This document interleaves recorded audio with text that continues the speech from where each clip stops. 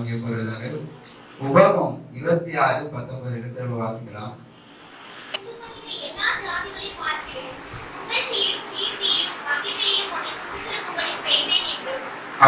தேவன் என்ன சொல்றாங்களே, நம்ம உண்டாக்கின எல்லா ஜனங்களையும் பார்க்கிறோம். நம்ம எப்படி வைக்க போறாராம்?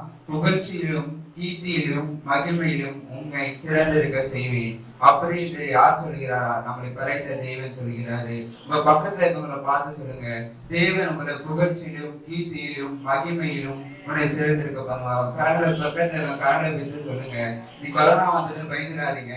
நீங்க பக்கத்துல இருக்கவங்களை பார்த்து சொல்லுங்க. அப்பொழுதுதான் நீங்க சொல்லும் போதுதான் அவங்களுடைய ஆசீர்வாதங்க எல்லாம் உங்களுக்கு தெரியும். யோபு தன்னோட நண்பருக்காக சொல்லிட்டான். ஆனா யோபு ஒரு சிலருக்கு தேவன் இரத்தத்தனையா மாத்தினாரு. அது போல நீங்க பக்கத்துல இருக்கவங்களை பார்த்து சொல்றீங்க, நீங்க சிரிச்ச முகத்தோடு சொல்லுங்க. அப்போதுதான் தேவன் உங்களை புகழ்ச்சியிலும் கீர்த்தியிலும் மகிமையிலும் உங்களை சேர்ந்திருக்க செய்வார். எத்தனை பேர் விசுவாசிக்கிறீங்க? என் வாழ்க்கையில தேவன் எல்லாவற்றிலும் உண்டு பண்ண எல்லா ஜாதிகளிலும் பார்க்கிலும் என்னை புகழ்ச்சியிலும் கீழ்ச்சியும் மகிமையும் கண்டிப்பாக வைப்பாரு, நிச்சயமாக வைப்பாரு. எரேமியா 32:17.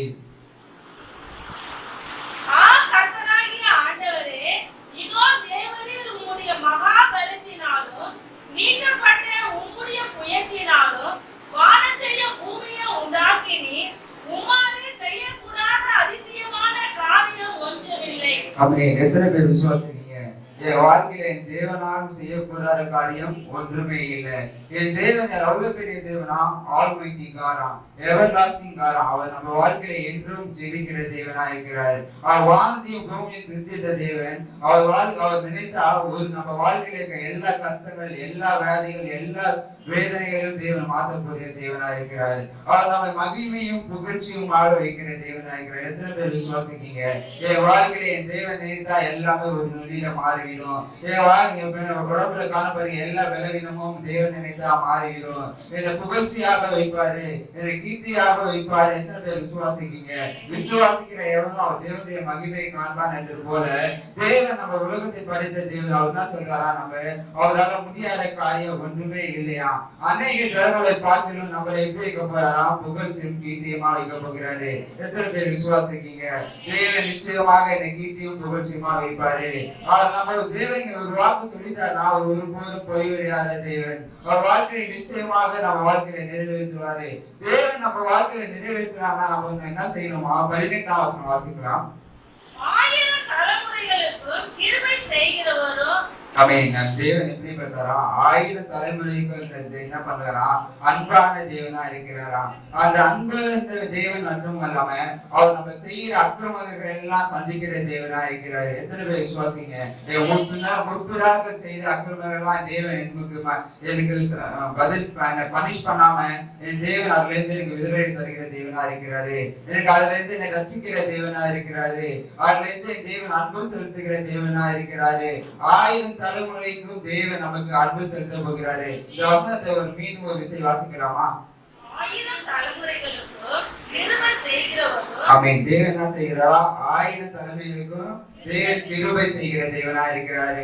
அவர் நேற்று முந்தா நேற்று இன்னைக்குதான் நான் தேவனை பற்றி கொண்டேன், தேவனை நான் இன்னைக்குதான் தெரிந்து கொண்டேன் அப்படி நீங்க நினைச்சு கொண்டு வாழலாம். ஆனா தேவன் என்ன பண்ணா? உங்களுக்கு முன்பாக இருந்த 1000 தலைமுறைக்கும் தேவன் கிருபை அளிக்கிற தேவனா இருக்கிறார். எத்தனை பேர் விசுவாசிக்கீங்க? எனக்கு முற்பிதாக்கள்னா என் தேவன் அறிந்திருக்காங்க. நான் இப்பதான் ரட்சிக்கப்பட்டேன். என் வாழ்க்கையில என் குடும்பத்தை நான் தான் முதலாவது ரட்சிக்கப்பட்டிருக்கேன் அப்படி நீங்க நினைச்சு எண்ணி வாழ்ந்து கொண்டிருக்கலாம். ஆனா நீங்க எண்ணி வாழ்வதற்கு மேலாக தேவன் தான் சொல்கிறாராம், 1000 தலைமை முன்பாக அவர் கிருபை அளிக்கிற தேவனா இருக்கிறாரு. தொடர்ந்து வாசிக்கலாம்.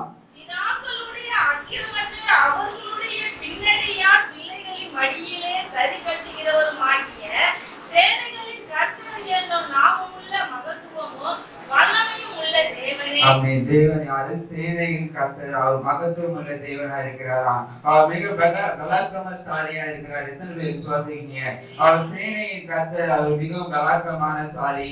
அவர் 1000 தலைமை முன்பாக எனக்கு கிருபை அளித்து விட்டாரு. நான் ஒருபோதும் அஞ்சு கவலைப்பட தேவையில்லை. என் வாழ்க்கையில நான் கொஞ்சத்தை நினைச்சு வாழ்ந்து கொண்டிருக்கலாம். என் வாழ்க்கையில கொஞ்சம் பலத்தோடு நான் ஓடிக்கொண்டிருக்கலாம். ஆனா தேவன் எனக்கு வைத்திருக்க சித்தம் எப்படி வைத்திருக்காருன்னா 19ஆம் வசனம் வாசிக்கலாம். செயலிலே வல்லவருமாய் இருக்கிறார்.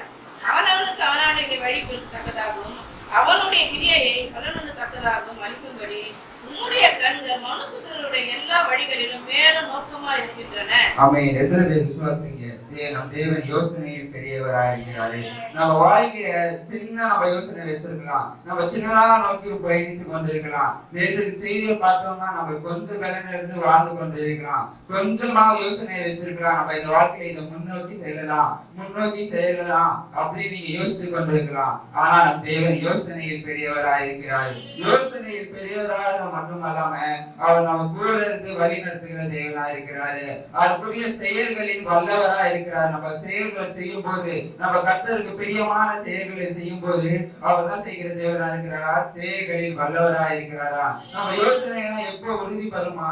நம்ம தேவனிடத்துல நோக்கி பார்க்கும் போதுதான் உறுதி பெறுமா.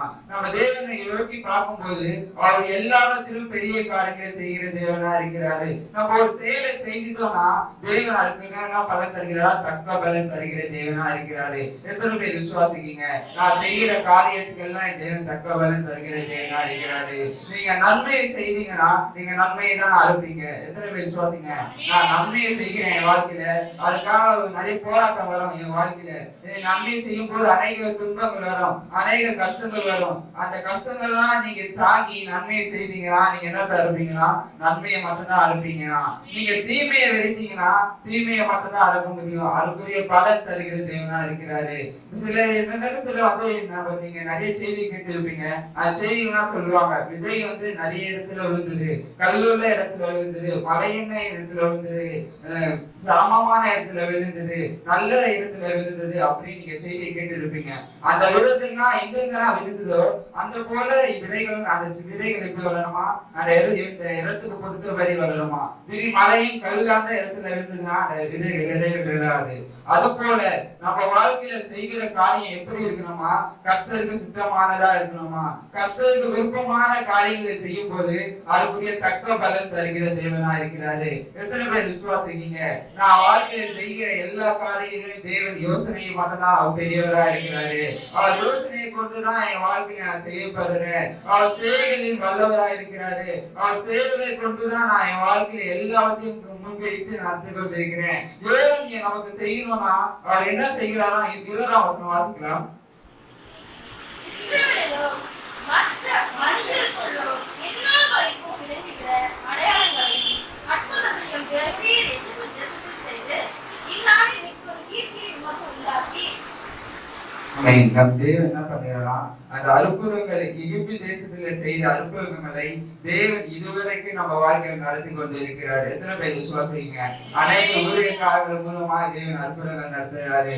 அநேகரை கொண்டு நம்ம வாழ்க்கையில் அதிசயமா நடத்துகிறாரு. அவர் கிருபை நிமித்தம் நம்ம சித்தத்தின் படி நம்ம அற்புதமாக நடத்தி வருகிறாரு.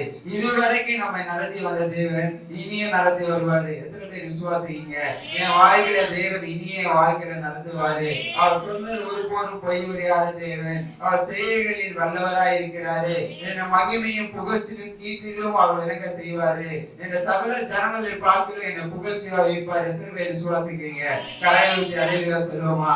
தேவன் என்னை புகழ்ச்சியாக வைப்பாரு. நிச்சயமாக உங்களை தேவன் ஒரு வாக்கு அரைக்கிறார், நிச்சயமாக செய்கிற தேவனா இருக்கிறாரு. அந்த தேவன் என்ன பண்ணுகிறார்? எகிப்தில் காணப்படுகின்ற அதிசயங்களும் அந்த அற்புதங்களையும் பார்த்து அந்த அற்புதங்கள்லாம் எப்படி அந்த எகிப்துல மட்டும் அவர் செய்யலங்க, இந்த உலகத்து முழுவதையும் அவர் செய்கிற தேவனா இருக்கிறாரு.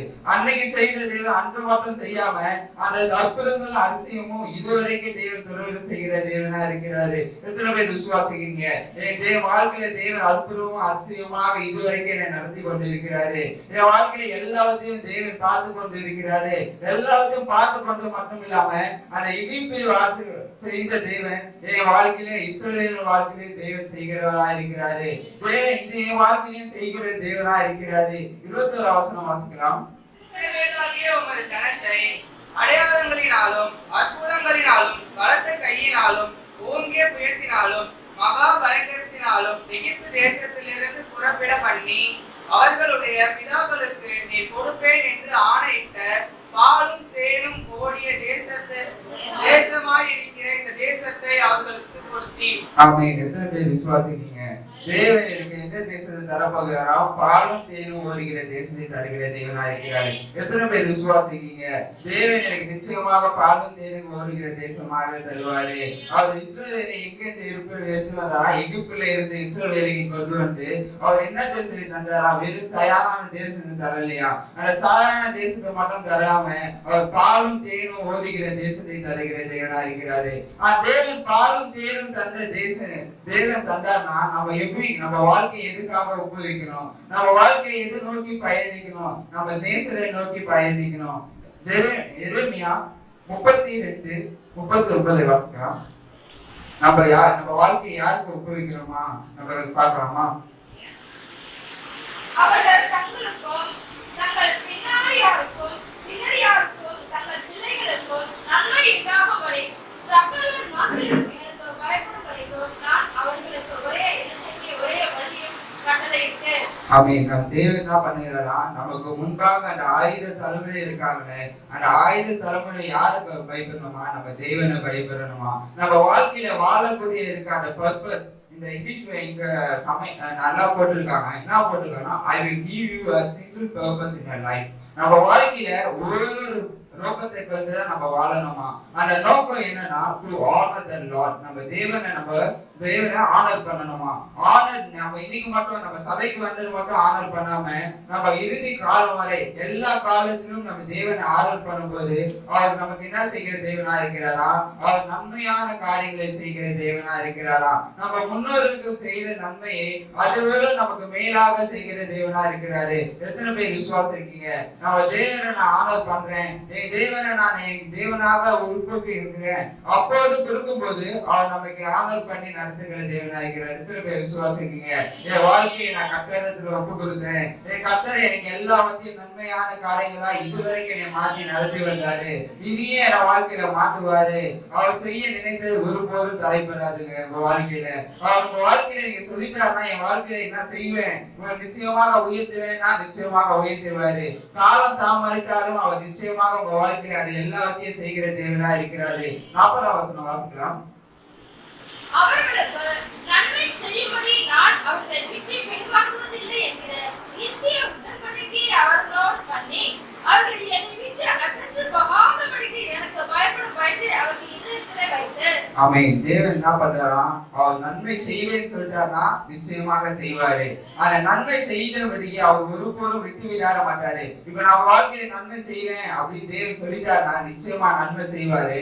அந்த நன்மை செய்வதற்கு அவர் ஒருபோதும் விடாத தேவனா இருக்கிறாரு. அவர் பாதி நன்மை செஞ்சுட்டு பாதி நன்மை நிறுத்தி வைக்கிற தேவன் அல்ல, அவர் எல்லாவற்றையும் முழுமையாக செய்கிற தேவனா இருக்கிறாரு. அவர் முழுமையாக நம்ம வாழ்க்கையில நன்மையை அளிக்கணும்னா நம்ம என்ன செய்யணுமா? நம்ம முழு இதயத்தோட தேவனை பயப்படணுமா?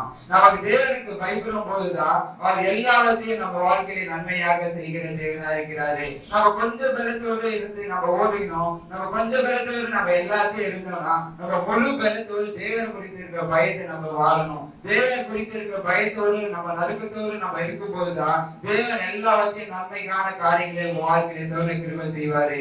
அவர் நீங்க எவ்வளவு பயப்படுறீங்களோ, எவ்வளவு தேவனை குறித்து இருக்கிற பயத்தை நீங்க வெளிப்படுத்துறீங்களோ, அந்த பயத்தை குறித்து நீங்க தேவன் என்ன பண்றாரா? உங்களுக்கு நன்மையான காரியங்களை செய்கிற தேவனா இருக்கிறாரு. எத்தனை பேர் விசுவாசிக்கீங்க?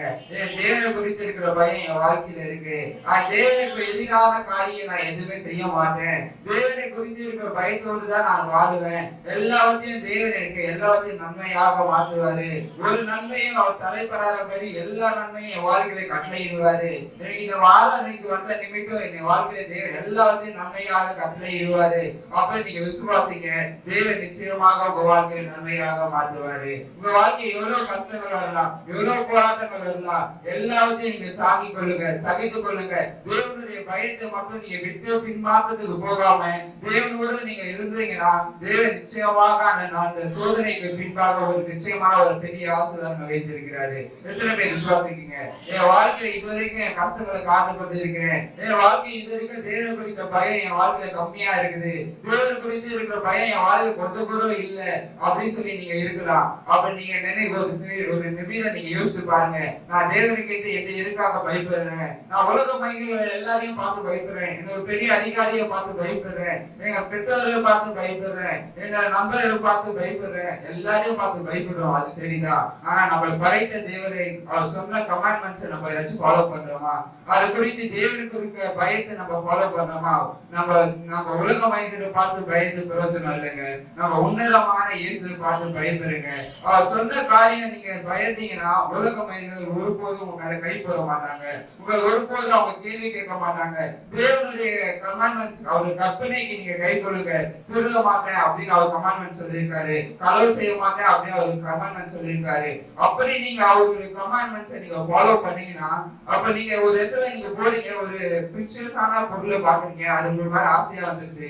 அப்ப நீங்க அந்த இடத்துல எனக்கு அந்த பொருள் வேணும், என்னால சமாளிக்க முடியாது, என் வாழ்க்கையில இப்பவே அந்த பொருள் வேணும் அப்படின்னு சொல்லிட்டு சில பேர் என்ன பண்ணுவாங்க, எடுத்து வச்சுப்பாங்க. எடுத்து வச்சுங்க அவங்க என்ன பண்ணாங்க, கிறிஸ்துவர்களா இருப்பாங்க. அந்த கிறிஸ்துவர்களா இருந்து அவங்க தேவனுடைய பயத்தை இல்லாம அந்த பொருள் என்ன பண்றாங்க, தேவனுடைய வார்த்தைக்கு எதிராக அந்த பொருளை எடுத்துட்டாங்க. அந்த பொருளை எடுத்து என்ன பண்றாங்க, தேவன் அதுக்கு மேல அதிகாரம் ஓனர் என்ன பண்ணுவாங்க, அவங்க கம்ப்ளைண்ட் பண்ணுவாங்க, என் பொருளை காணாம போயிடுச்சு அப்படின்னு தேடி கண்டுபிடிக்கும் போது என்ன பண்ணுவாங்க, நம்மளை பிடித்து விடுவாங்க. நம்மளை அந்த பொருள் பிரிக்க கூடாது அப்படின்னு நம்ம தான் இருந்தோம்னா தேவனை குறித்து பயம் நம்ம வாழ்க்கையில வேணும். நிச்சயமாக நம்ம வாழ்க்கையில தேவன் அந்த பொருளை தருவேன்னு சொல்லிட்டு நிச்சயமா தருவாரு. அது எப்படி தருவாரா, நிச்சயமாக பெரிய காரியங்களை செய்கிற தேவனா இருக்கிறாரு. நம்மளை புகழ்ச்சியும் கீர்த்தியாமா இருப்பேன் அப்படின்னு சொன்ன தேவன் அந்த பொருளை தராம இருப்பாரா, அந்த ஆசீர்வாதங்களை தராம இருப்பாரா உங்க வாழ்க்கையில? நிச்சயமாக எல்லா ஆசீர்வாதமும் உங்களுக்கு தருவாரு. அந்த ஆசீர்வாதம் பொறுமையா வரலாம். அந்த ஆசீர்வாதம் பொறுமையா வரும்னா அது ஒரு காரணம் இருக்கும். நம்ம குடிக்கு நமக்கு வாழ்க்கையில இருக்க அந்த ஆசீர்வாதம், எல்லா ஆசீர்வாதமும் ஒரேடியா வந்துச்சுன்னா நம்ம தேவனை விட்டு விடுவோம். நம்ம வாழ்க்கையில ஒரு கஷ்டம் இருந்தாதான் அந்த கஷ்டத்தை, என் வாழ்க்கையில இவ்வளவு கஷ்டம் இருக்கு அப்படின்னு சொல்லி நம்ம தேவனை தேடுவோம். அந்த கஷ்டம் நம்ம வாழ்க்கையில இல்லைன்னா நம்ம ஜாலியா ரெஜஸ்டிக்கா இருப்போம். ரெஜஸ்டிக்கா ஒரு ஃப்ரீயா இருக்கும். என் வாழ்க்கையில எந்த கஷ்டமே இல்லையே, என் தேவனை எல்லாத்தையும் பார்த்து விட்டாரே, எல்லாத்தையும் சந்தித்து விட்டாரே அப்படின்னு சொல்லி நம்ம ஒரு ரெஜாஸ்டிக்கா இருப்போம். அந்த தேவன் நமக்கு ஒரு வாழ்க்கையில ஒரு கஷ்டத்தை தருகிறான்னா அந்த கஷ்டத்துக்கு முன்பாக நம்ம ஒரு சாட்சியாக விளங்க செய்கிற தேவனா இருக்கிறாரு. அவருடைய கட்டுரைக்கு நம்ம கை கொள்ளும் போது நம்ம எல்லாத்தையும் மாத்துகிற தேவனா இருக்கிறாரு. அவர் பெரிய பெரிய பெரிய காரியங்களை செய்கிற தேவனா இருக்கிறாரு. எத்தனை பேர் விசுவாசிக்கிறீங்க? என் வாழ்க்கையில பெரிய பெரிய காரியங்களை செய்கிறாரு, அற்புதமாக நடத்துவாரு. அற்புதமாக நடத்தணும்னா நீங்க கர்த்தருடைய கட்டளைக்கு கீழ்ப்படியணும். ஒருபோதும் கஷ்டத்தை நினைச்சு நம்ம பின்மாற்றத்துக்கு போக கூடாது. நம்ம இந்துவா இருக்கிறப்போ நமக்கு நல்ல வாழ்க்கை இருந்தது, இப்ப நம்ம கிறிஸ்துவரா மாறிட்டேன், வாழ்க்கை இவ்வளவுதான், அதுக்குள்ளேயே கஷ்டம் வந்துருச்சு, நான் புது இயேசு கிறிஸ்துவை ரட்சித்து விட்டேன், நான் திருவிழத்தை எடுத்து விட்டேன், ஞானஸ்தானம் பெற்று விட்டேன், வாழ்க்கையில அதுக்குள்ளே கஷ்டம் வந்துருச்சு அப்படின்னு நீங்க நின்று விடாம நீங்க அந்த கஷ்டத்தை கொடுக்குற சாத்தான் கொடுப்பான். அந்த கஷ்டத்தை நீங்க தாங்கி நடக்கும் போதுதான் தேவன் உங்களுக்கு பெரிய ஆசீர்வாதங்களை தருகிற தேவனா இருக்கிறாரு. எத்தனை பேர் விசுவாசிக்கிறீங்க? என் வாழ்க்கையில பின்னிலைமை பார்க்கிறோம், முன்னிலைமை ஆசீர்வதிக்கிற தேவனா இருக்கிறாரு. பின்னலைமை எப்படி இருக்கா, கடல் மேலா இருக்கலாம், ஆனா நமக்கு வரப்போற வாழ்க்கை எப்படி இருக்க போறா, ஆசீர்வாதமா இருக்க போகுது. எத்தனை பேர் விசுவாசிருக்கீங்க? முன்னிலைமை பின்னலைமை ரொம்ப மோசமா இருந்தது, கடல் மேலா இருந்தது, ஆனா எனக்கு இப்ப வரப்போற காலம் எப்படி இருக்க போது தேவன் ஆசீர்வாதமா மாற்றுவாரு. 41 வசனம் வாசிக்கலாம். அவர்களுக்கு நன்மை செய்யும்படி அவர்கள் மேல் சந்தோஷமாய் இருந்து என் முழு இதயத்தோடும் என் முழு ஆத்மாவோடும் அவர்களை இந்த தேசத்தை நிச்சயமாகவே நாட்டுவேன். அவன் தேவன் என்ன பண்ணுவாரா, நிச்சயமாக இந்த தேசத்தை நாட்டுவாரா. நம்ம தேவன் நம்ம தேசத்துல நாட்டணும்னா, நம்ம தேவனுடைய தேசம் என்பது அவர் பரலோகத்தை, அவர் ராஜ்யத்தை நம்ம நாட்டணும்னா நம்ம என்ன பண்ணணுமா, நம்ம எப்பவுமே பிரஷரா இருக்கணுமா, நம்ம நல்ல காரியங்களை செய்து நம்ம தேவன் சொல்லிட்டாரு என் வாழ்க்கையை தருவேன் அப்படின்னு சொல்லிட்டாருன்னா நிச்சயமாக உங்கள் வாழ்க்கையில நிச்சயமாக நிறைவேற்றுவாரு. உங்களுக்கு ஒரு நல்ல தேசத்தை காமிச்சாருன்னா அந்த தேசத்தை நீங்க எப்படி இருக்கணுமா, பாதியில விட்டு வந்த ஆசீர்வாதத்தை விட்டு விடாம அதை நான் முடிவு பரியறது வரைக்கும் நான் அந்த தேசத்துல காத்து இருப்பேன். நான் முடிவு பரியறது தேசத்துல காத்து இருக்கும் போது தேவன் உங்களுக்கு முடிவு பரியறது வரைக்கும் என்ன ஆசீர்வாதங்களை தர தேவன் சித்தம் வைத்திருக்காரோ அந்த ஆசீர்வாதங்களை தருகிற தேவனா இருக்கிறாரு. இப்ப எனக்கு வாழ்க்கையில ஒரு தேசத்தை காமிச்சு விட்டாரு, அந்த தேசத்தை காமிச்சுட்டு விட்டாருன்னா நீங்க என்ன பண்ணணும், போய் அந்த தேசத்துல அமரணும். தேவன் இருக்கிற அமர்ந்து கொண்டு வந்து காத்திருக்கிறோம். தேவதத்தை எஸ்பா நீங்க எங்கூட பேசுங்க, எனக்காக இன்னும் ஆசீர்வாதம் வைத்திருக்கீங்க அப்படின்னு நீங்க பேசும்போது தேவன் நிச்சயமாக ஆசீர்வாதம் தருவாரு. நீங்க ஆசீர்வாதத்தை பெற்றுக்கொண்டது மட்டும் இல்லாம இன்னும் பின்னால இருக்கிற ஆசீர்வாதங்களை வேணும்னா நம்ம என்ன இருக்கணுமா, நிச்சயமாக அந்த கடைசி பரியந்த வரைக்கும் நம்ம அந்த தேசத்திலே காத்திருக்கணுமா. எனக்கு இந்த ஆசீர்வாதம் வந்துவிட்டு எனக்கு போதும் அப்படின்னு சொல்லி விட்டு பின்மாற்றத்துக்கு போயிடக்கூடாது. நம்ம முன்னால இருந்ததை விட ரொம்ப மோசமா போயிடக்கூடாது. நம்ம இன்னும் அந்த தேவனை இன்னும் அதிகமா தேடும் போது தேவனுக்கு அந்த தேசத்தில் இருக்கக்கூடிய எல்லா ஆசீர்வாதங்களும் தேவன் தருகிற தேவனா இருக்கிறாரு. எத்தனை பேர் விசுவாசிருக்கீங்க? என் வாழ்க்கையில தேவன் எனக்கு அந்த நிரந்தரமான தேசத்தை தருவாரு. அந்த